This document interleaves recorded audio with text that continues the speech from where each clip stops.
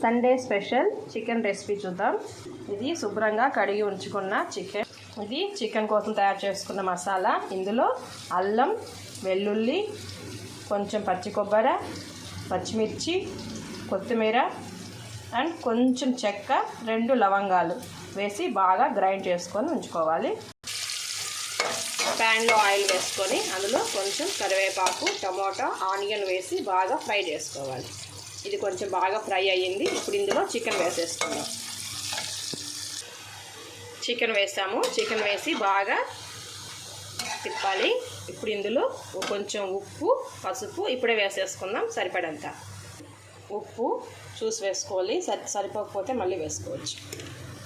ఇప్పుడు పసుపు కొంచెం. ఇది బాగా తిప్పాలి. ఇలా తిప్పి కాసేపు ఇలాగే వదిలేస్తే ఉప్పు పసుపులో చికెన్ బాగా ఫ్రై అవుతుంది.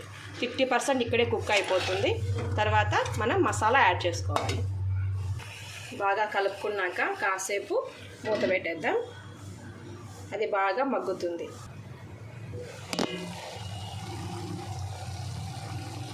చికెన్ ఇప్పుడు 50% కుక్ అయింది. ఇందులోకి మనం తయారు చేసుకున్న చికెన్ మసాలా వేసేద్దాం. ఇందులో కొంచెం ధనియాల పొడి వేసుకుందాం. ఇందులో ఆల్రెడీ మనము పచ్చిమిరపకాయలు, ఉప్పు, పసుపు అన్నీ వేసుకున్నాం. అల్లం వెల్లుల్లి పేస్ట్, మసాలా అంతా వేసాం కాబట్టి ఇంకేం వేసుకోవాల్సిన అవసరం లేదు. ఇలాగే కొద్దిగా వాటర్ ఉంటే గ్రేవీ లాగా వస్తుంది. పులుసుగా కావాలనుకుంటే ఇంకొంచెం వాటర్ యాడ్ చేసుకోవచ్చు.